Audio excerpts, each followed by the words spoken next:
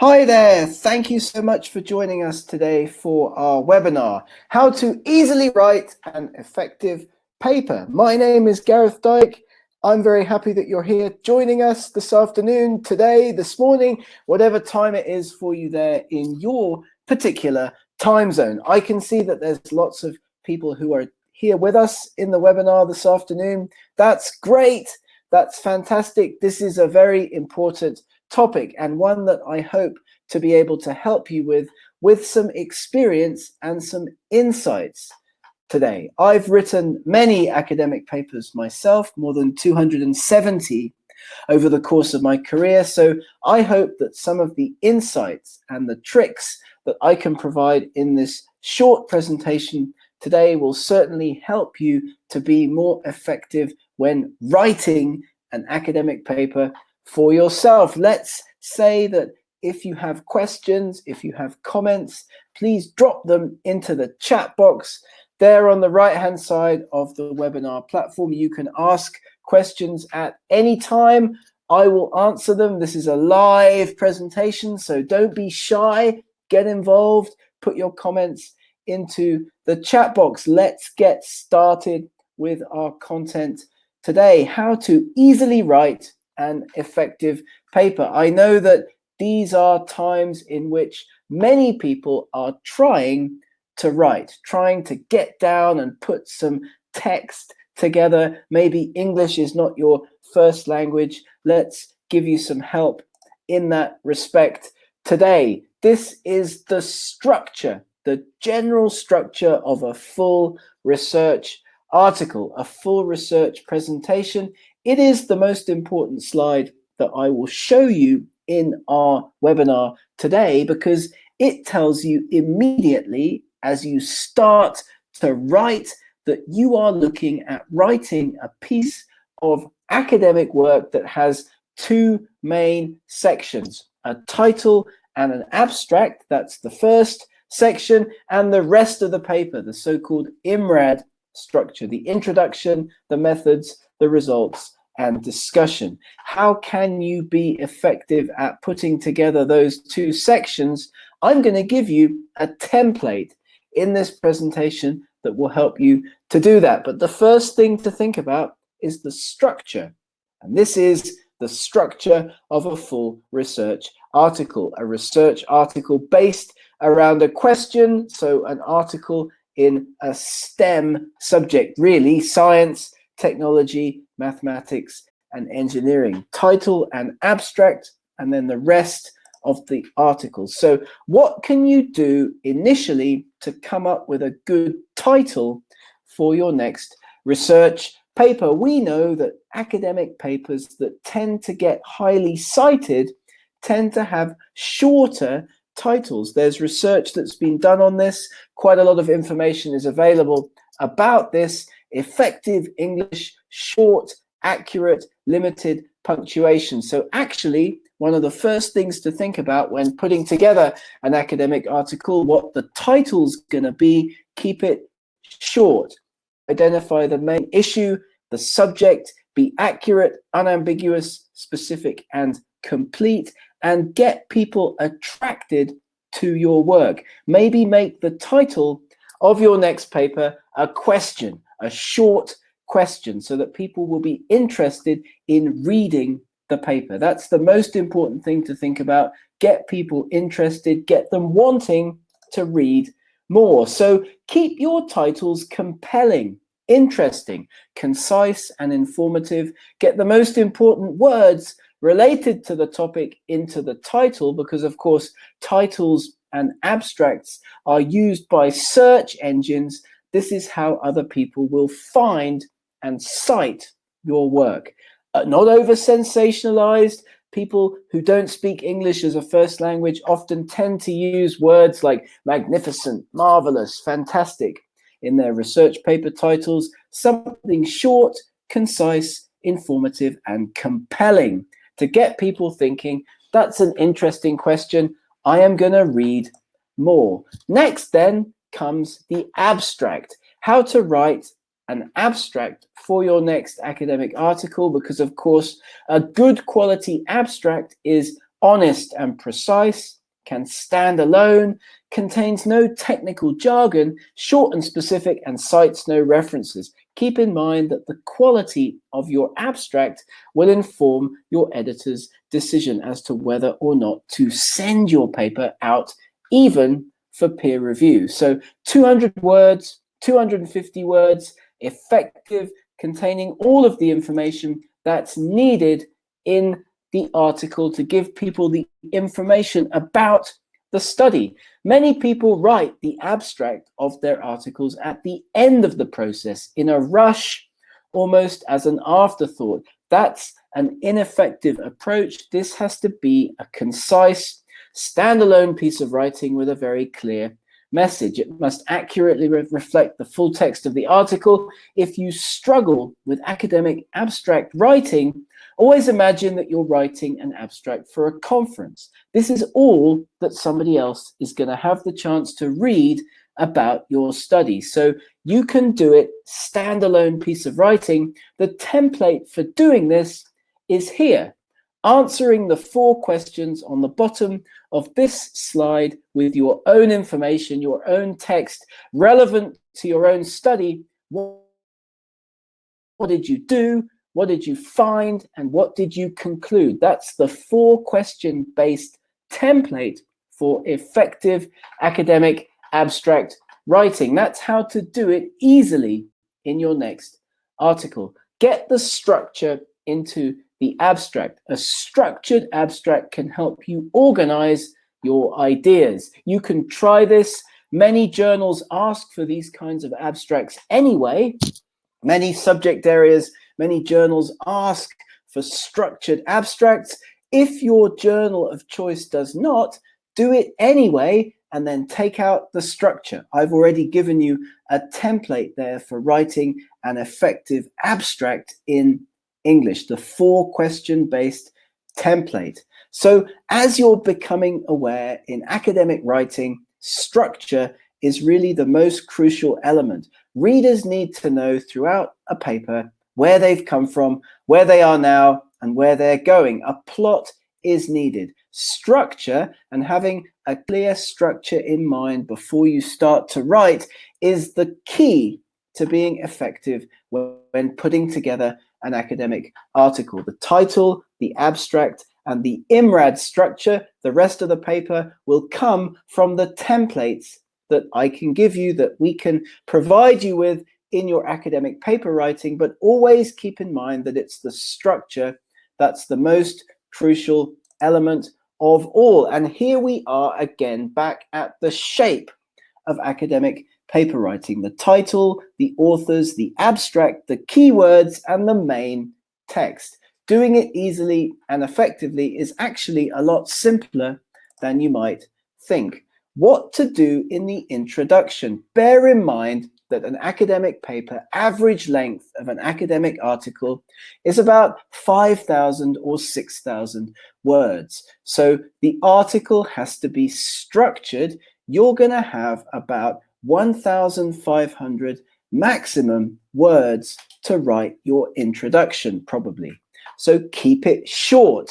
Structure the writing around 3 paragraphs. Grab the reader, get them immediately interested in the issue that your paper addresses. Most academic papers are about answering a question. Maybe that's the title of your entire article, the question that your paper addresses, the hypothesis that you're testing with your study. Keep it short. I will give you in a minute a template for the introduction. Avoid a literature review. Most students, many people think that they've got a literature review for their PhD, for their masters. Let's use that in the introduction of all of our papers. No, readers want to be engaged. Use a few key references, a few key overall summary references that give the state of the art in the field, relevant to the question that your article addresses. Here's some ideas, some template points for putting together an effective introduction. Your opening sentence takes you straight to the issue.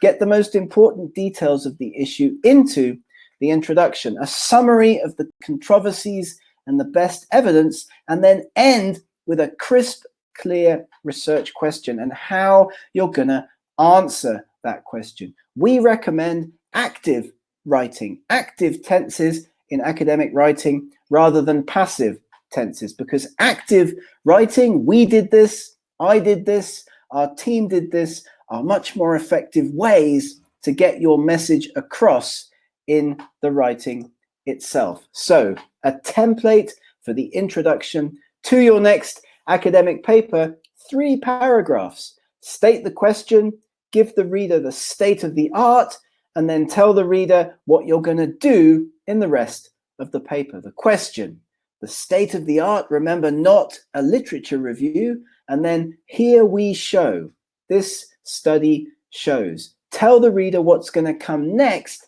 in the next section of your academic article. So here's some examples. You can have a look at the contents of this presentation later, but the first paragraph states the question, then gives the reader the state of the art, what's known, what's currently going on in the field, what's currently interesting, relevant to the question that this particular paper is addressing, and then the purpose of this. Here we show, this study shows that. Set up your introduction in those 3 sections to tee up, to get the reader ready for the methods section, which is, by the way, the best bit of academic writing, one of the easiest, one of the most straightforward sections of your academic paper to structure. Make a series of subheadings, a series of paragraphs based around a timeline, what you did in the study. What did you do first, second, third, fourth, and last? All of the details necessary for another reader, another scientist to duplicate the study, a narrative in a timeline sequence. That's how to structure the methods section of your article in terms of timelines, in terms of subheadings.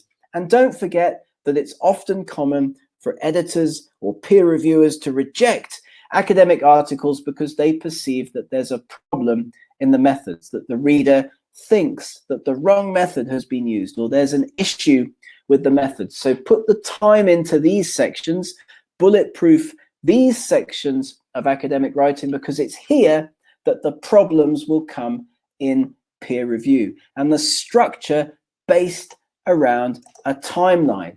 That's why method sections always start, or often start, with data collection, and they end with statistical analysis. Data is collected, and then data is analyzed, and statistical or other kinds of computational analyses are carried out.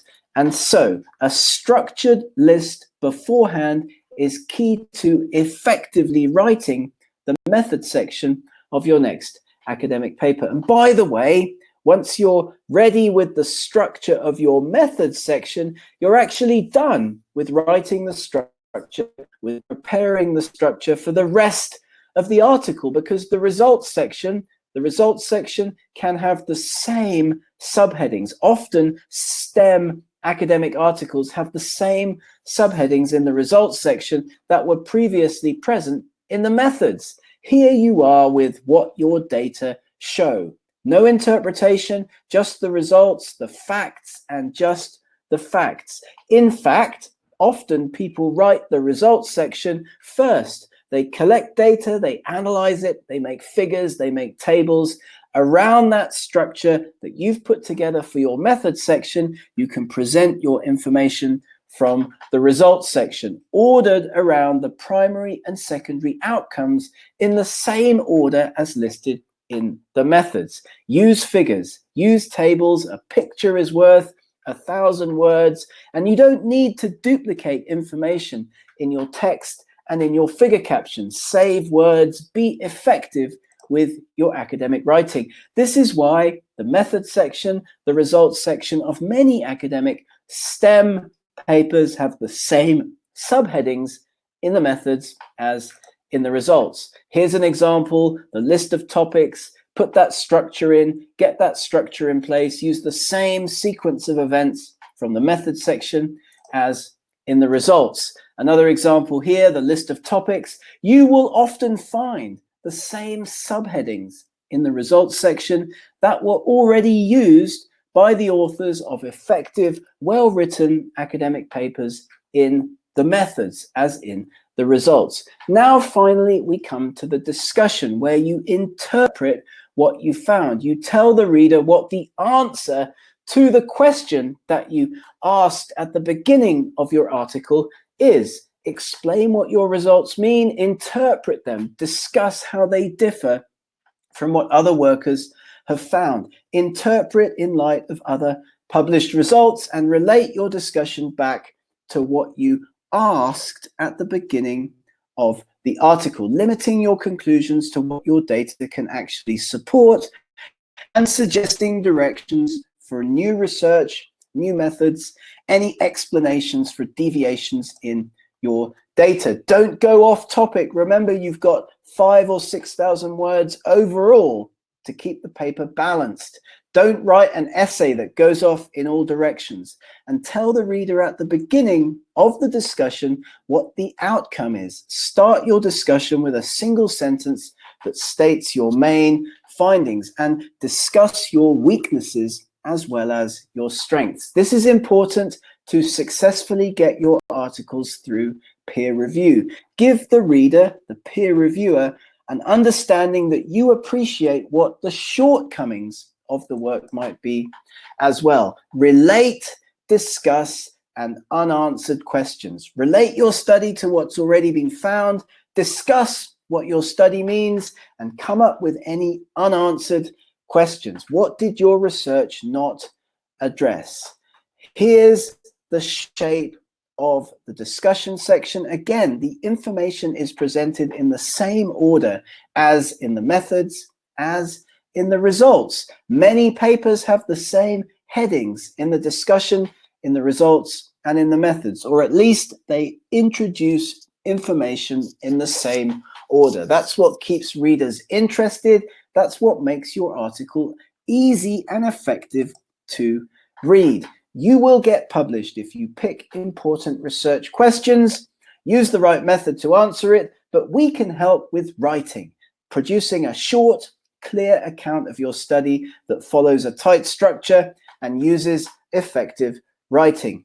Thank you so much for listening. If you would like more information about the kinds of academic writing, training courses, and communication courses that we provide, get in touch with our team at diffusionediting.com. Thank you so much for listening. Have a great day.